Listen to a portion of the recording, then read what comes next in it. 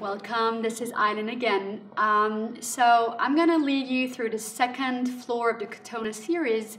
We're gonna cover the second floor, which is all about the organs, which is about handling your life, handling your emotions. It's the floor which is mostly about doing. So it's a solar floor, it's a scholastic floor. As we covered the first floor, it's really highly recommended that you start with the basement where you're really plugged in. So this is the series we did previous. And here we're gonna start with undulating the spine because we're gonna go deeper into the back bends further on through the series. So come on to all fours.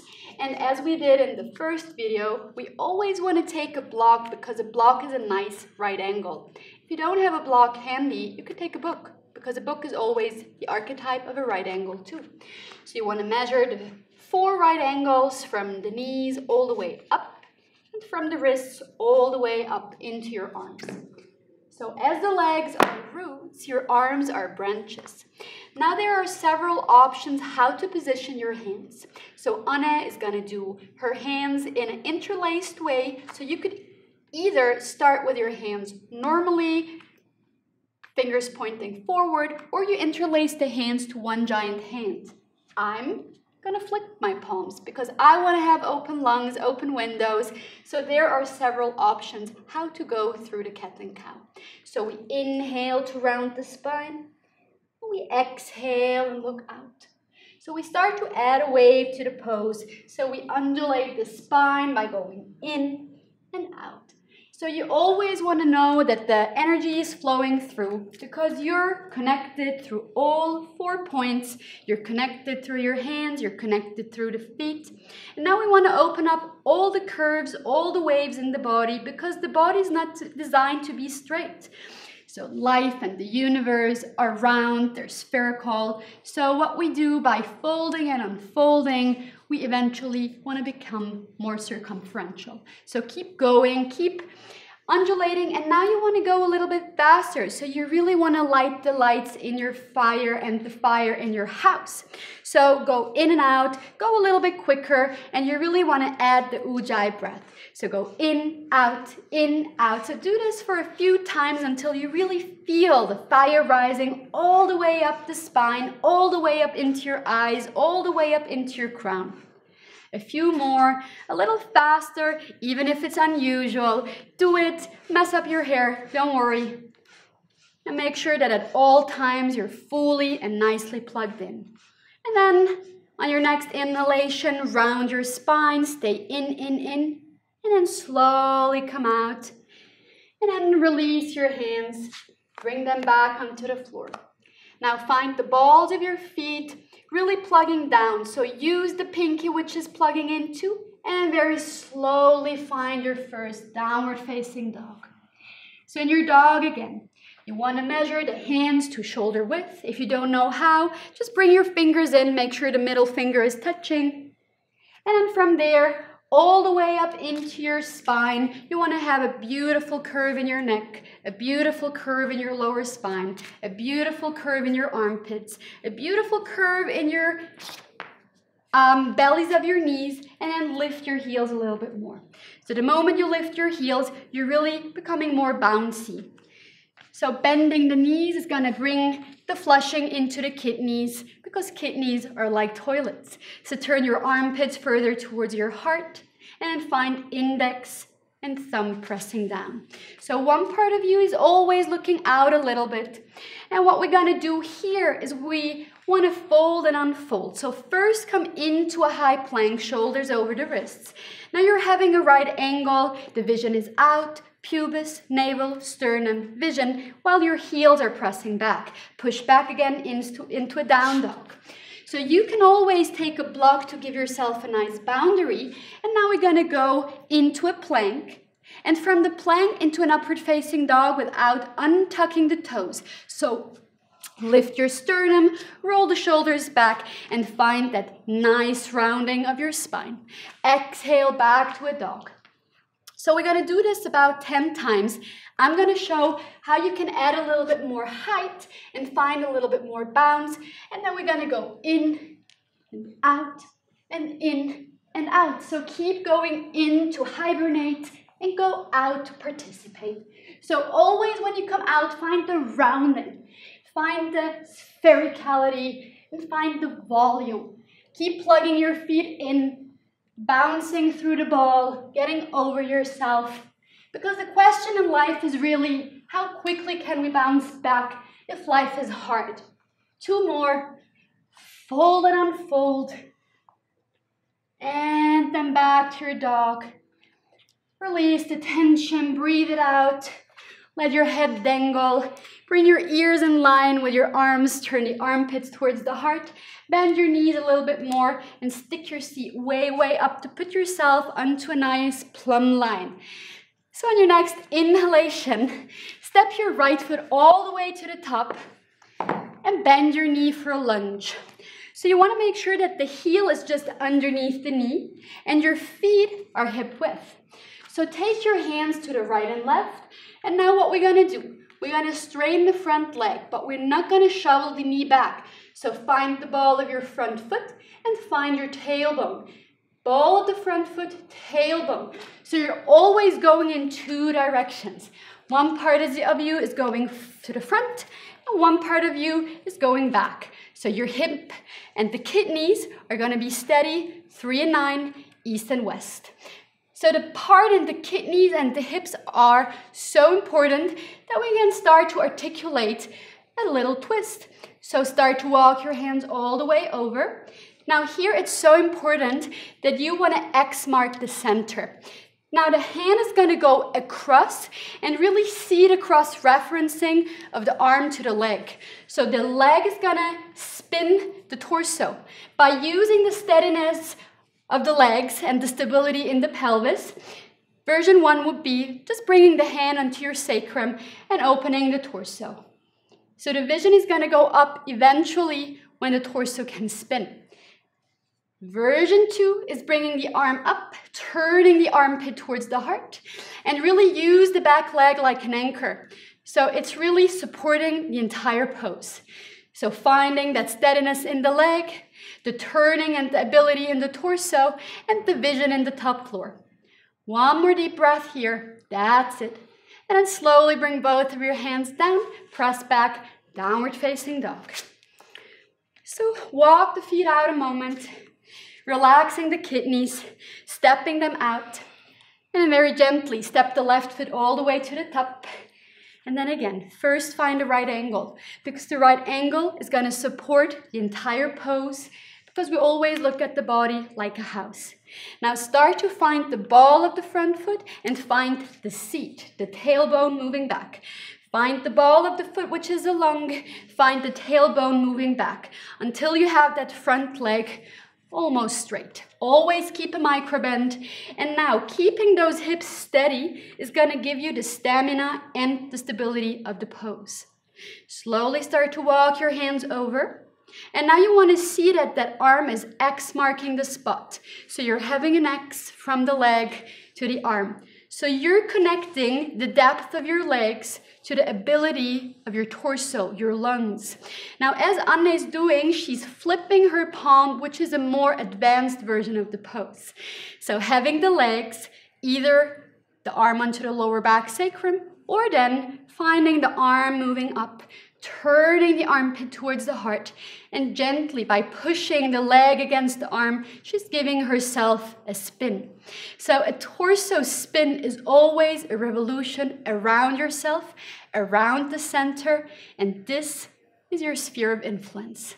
1 more deep breath here, and then slowly look down, bring your hands to the floor, push back, downward facing. So we're gonna add a little bit more of a twisting, because really turning the torso, opening up the sphere, opening up new angles is really a beautiful way to start a back bend series. Now this is really origami folding for the body. So walk your right hand over to your left heel, and then you want to grab the heel. So go over the back of the foot and plug that heel into your hand like a plug in a socket. Now, once you have the heel in your hand, press it further back to substantiate. Now, that's the first connection. The second connection is going to be to turn your jawline into the armpit. Again, ball in the mid, trajectory into receptor. Now, if you can, this is the most advanced of the folds. The knee is gonna stick into the opposite armpit. So this is a full twist, a full rotation. So you're flushing those kidneys, you're having space, because when you come back, it feels rejuvenated. And then slowly switch sides. Come back, both hands down, both feet down. And you're gonna go over the second side. So you're adding a new 180-degree turn, which makes 360. So again, same procedure. Find the ball of the foot, press it down to substantiate, turn the jawline into the opposite arm. So this is a full connection. Stick your tongue into your upper palate to have a fourth connection. This is like a key into ignition. And then here, you want to stick your knee into that armpit. And now you're so plugged in that the entire energy can flow through. That's it. One more deep breath here, flushing that right kidney. And then slowly come back, downward facing. Enjoy the opening. Enjoy the stretch. Enjoy the full quadrants, all of your organs available. So what we're going to do now is going to be a little bit more of a mandala. So we're going to turn around, we're going to cross-reference, and we're going to really find the idea of becoming round. So bring your right foot in front of the left. So we always start from a dog with 4 corners connected.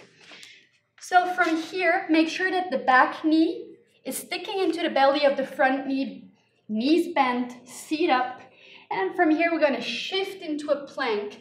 Take the right hand closer towards center. Now at all times, keep your hips up.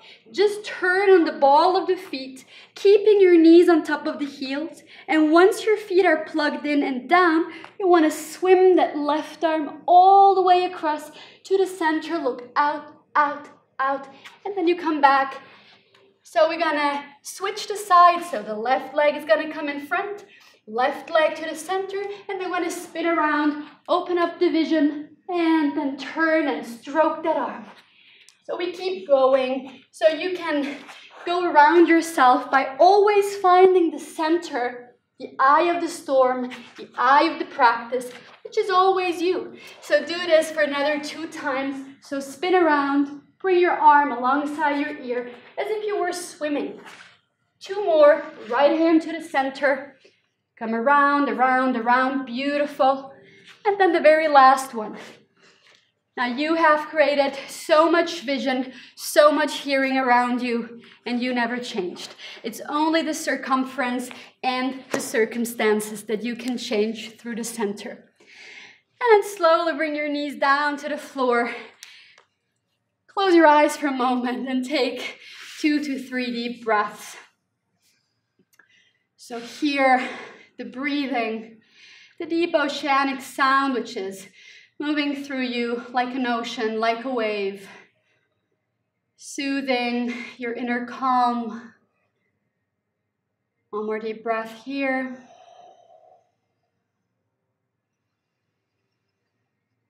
And then slowly open your eyes again. So for this, we highly recommend taking 1 block, maybe even 2, because we're going to sit in Virasana. So we're going to do something which is called shoulder Vinyasa. It's one of the few Vinyasas we have in KATONAH yoga. So Vinyasa is actually one pose which is giving birth to another pose. So if you can't find a comfortable seat on 1 block, sit higher because you want to be on a throne so you see all the way out. So for me, this is fine, I believe. The knees want to be hip width. Feet framing the seat, so you can pull your feet back a little bit if you're not fully framed within yourself. So take your hands and make little cups, because the cups are always going to go into the trajectory. So the cups are for grace, because we do so much effort, we want to be able to receive grace. So 1, bring your right hand over to the left knee. 2, take your left hand over to the right knee. 3, take the right hand around, travel around, look back, and then find the left heel. 4, travel all the way up on the right. 5, travel around yourself. And then 6, make contact, hand into elbow, ball into a mitt. 7, go the other way around, travel, travel, travel, travel. And then find your hand to your hand and draw the arm out a little bit so you're having a beautiful diagonal. Again, left hand over to the right knee. Right hand over to the left knee. Left hand goes around and finds the right heel. Inhale, left arm all the way up. And then 5, travel the right arm around. 6, make contact. 7, push it up. I forgot that one on the first side. And then 8, go around yourself the other way around. Make yourself into an orbit. And then find the connection of your hands and draw the right arm over.